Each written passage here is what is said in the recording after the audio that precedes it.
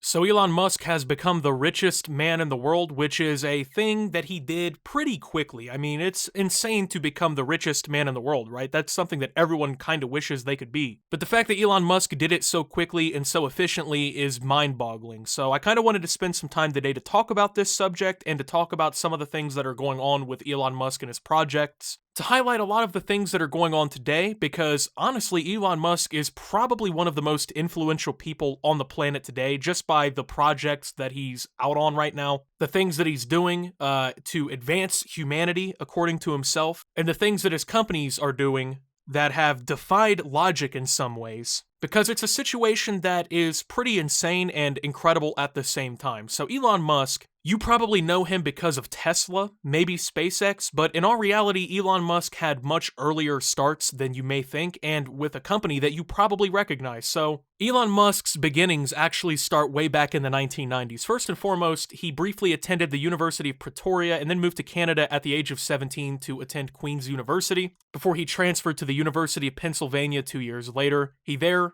received 2 different bachelor's degrees in economics and physics. In 1995, he moved to California to begin a PhD in applied physics and material sciences at Stanford University. He then dropped out 2 days later to pursue a business career and co-founded a company called Zip2, which was a web software company, which in 1999 was acquired by Compaq for $307 million. I actually remember the Compaq brand. When I was a kid, we had Compaq monitors and stuff for our computers at home. I don't even think Compaq exists anymore. That's how old that Elon Musk's humble quote-unquote beginnings actually start. He then went on to found X.com, which was an online bank, very revolutionary at the time, very few other competitors in the situation, which merged with Confinity in 2000 and then launched PayPal the previous year. And then in October of 2002, it was bought by eBay for $1.5 billion. So within those few years, Elon Musk revolutionized how online banking works with PayPal by merging with another company that was also chasing the idea and formulating the company that we all know and probably use today. In May of 2002, Musk founded SpaceX, which you probably know about, which is an aerospace manufacturer and space transport service company. He is still the CEO and lead designer of it. He then joined Tesla Motors, which is now Tesla, in 2004, which was the year after it was founded. He became the product architect that year and the CEO in 2008. In 2006, he helped create Solar City, which is a solar energy services company, one of the biggest around. In 2015, he co-founded OpenAI, which is a nonprofit that aims to promote friendly artificial intelligence. In 2016, he co-founded Neuralink, which is a neurotechnology company focused on developing brain and computer interfaces. In December of 2016, he founded The Boring Company, which is an infrastructure and tunnel construction company, which is trying to build tunnels optimized for electric vehicles to help solve traffic problems in major cities. He's helped envision an open-sourced high-speed transportation system called the Hyperloop based on the concept of a VAC train. So with all of these different companies and ideas and projects bouncing around, it's been a quite meteoric rise for Elon Musk, who just passed Jeff Bezos, who was, of course, one of the founders of Amazon, as the richest man in the world. As a matter of fact, as of right now, Elon Musk is worth a whopping, unbelievable, $185 billion, okay? So on Thursday, Tesla's share price pushed Musk past Jeff Bezos, who had been the richest person since 2017, and as of right now, is currently worth about $184 billion. Musk's surge of wealth over the past year or so is the fastest rise to the top of the rich list in history, and follows after at one point Elon was basically on the brink of bankruptcy. What is not really heavily publicized is that Tesla and his other companies were extremely hard hit by the economic recession in the late 2000s. As a matter of fact, it was so bad that he had basically poured the rest of what he had into his companies, and they were quite literally days away at Tesla from having to shut down permanently and going out of business because they were running out of capital. Now Tesla is one of the most valuable companies on planet Earth. They are the face of electric vehicles going forward at this point, and the name Tesla is basically synonymous with the future, it seems like. So it's been quite the story for Elon Musk, but I also want to highlight what his companies are doing and what he's doing with his money that is supposed to be benefiting the general population, and what he's doing to help promote better lifestyles for humans. So I want to start with Neuralink because it's one of the more underrated projects. Basically, they're trying to build, I guess, like a computer chip that can be installed and removed from your brain at any time, and what it'll do is exponentially speed up the abilities of your brain and allow you to think basically better. That's what they're trying to market it as. They're making it out as if implanting this chip into your brain or whatever, which once again can be surgically removed at any time if you choose to, basically builds on the natural structure of your brain and how it thinks and processes and helps speed up a lot of the processes and makes it more efficient that way. The average IQ of humans could rise significantly if this chip were to be implanted. This is supposed to make humans not only smarter but more advanced, able to more easily critically think, make better decisions, do it quicker, along with many more promising developments down the road. Obviously, this is quite controversial. A lot of people are afraid of the idea of brain implants and microchipping and things like that. There's been countless conspiracy theories about it and different crazy stuff going on with that, but Neuralink has been making progress ever since their inception, and probably within the next few decades, they will actually have commercially available products and actually be doing work, if not even sooner than that. A lot of scientists are very skeptical about their ideas and the progress so far. But skepticism is something that Elon Musk and his companies have faced pretty much throughout the entire history, right? There was probably a point in time where the idea of PayPal was so far-fetched that people would laugh Elon out of the room.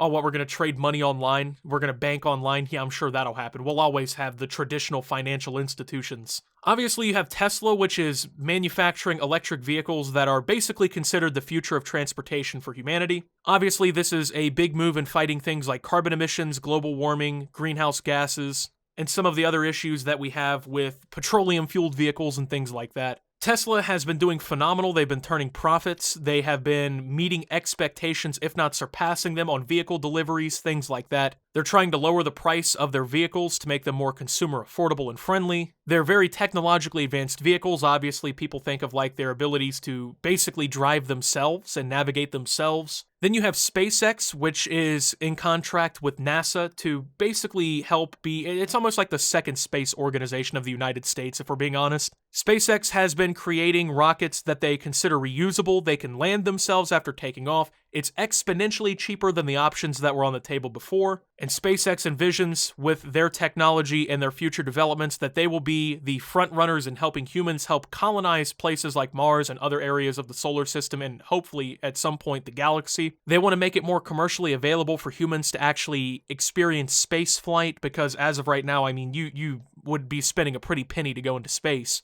But SpaceX is one of the first companies designed and actually doing something to make space cool again, is what I would say. I think SpaceX and with their help at NASA have helped make the idea of going to space a lot cooler. They're very likely to be a big part and component of the Artemis project, which is NASA's new project to build a lunar base on the moon, which will later be used to help humans travel and send supplies to places like Mars when we eventually colonize those. That's even crazy for me to say, honestly. You have companies like Solar City, which also are trying to fight the idea of greenhouse gases, dependence on fossil fuels with solar panel technology and whatnot, trying to create clean power and energy at a widespread scale in homes and businesses.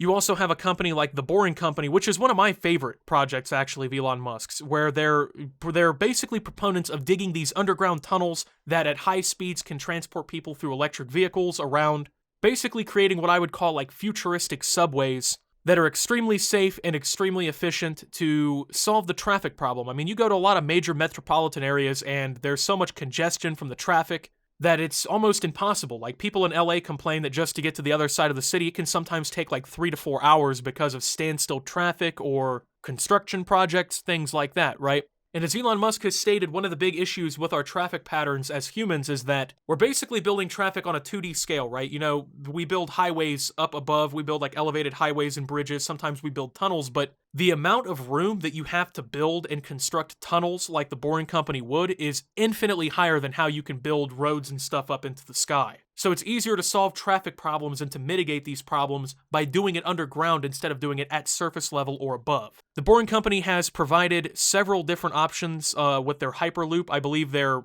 planning to do one in like Las Vegas. They want to do one, I think, on the west coast of California to make travel between the major metropolitans there quicker. I've seen concepts of a Hyperloop between like Washington, D.C. to Boston up the East Coast and around. And these concepts would significantly improve traffic conditions on the road if people actually used them, because there'd be less cars and there'd be less traffic and standstill and whatnot, but also it would make travel more efficient and probably also a lot safer and more environmentally friendly if they did it with electric vehicles. So you look at all these crazy and incredible things that Elon Musk is trying to do to benefit humanity, and you realize that he's now the richest person in the world, and honestly, I can't say that it's not incredible. I mean, I understand that there's a lot of anti-billionaire sentiment going on, especially with everything that's been happening recently, but I genuinely think that when you have a billionaire like this, who has all these different companies that are working on actually solving problems for humanity, I genuinely believe that that is a good thing. I think that that's very beneficial. I mean, if we can have a billionaire who uses his money to make electric vehicles cool, to phase out the petroleum-fueled vehicles, to make humans smarter and more adaptive to their environments, to allow humans to more easily go up into space and do things outside of Earth, pushing humanity forward, someone who literally revolutionized our banking and how we transfer money through the internet, who wants to solve traffic problems. I think that that's a good thing, and I think that that's quite incredible. The amount of time that he spends on these projects, I think, are quite overlooked, and I think the amount of work that he puts into them with the companies is also quite overlooked. So I just wanted to make a video talking about this. Elon Musk is now the richest man in the world, and these are all the projects that are going on. I also forgot to mention Starlink, which I think is part of SpaceX, basically providing cost-efficient, high-speed internet access through satellites in space to people pretty much anywhere in the world. I think that's quite fucking phenomenal, even though there have been some concerns that it could affect some of our, telescope systems and other things going on due to the light that reflects off of them. But anyway, I just wanted to talk about that. Thank you guys for watching. If you did enjoy, make sure to leave a like. Subscribe if you're brand new around here on the channel. Follow me over on Twitter and Twitch at @SubToOptimus. Make sure to check out Shop Opti down below. Thank you to my channel members. Your support helps my channel tremendously. And until my next video, guys, this is Optimus, well, definitely not Elon Musk, and signing out.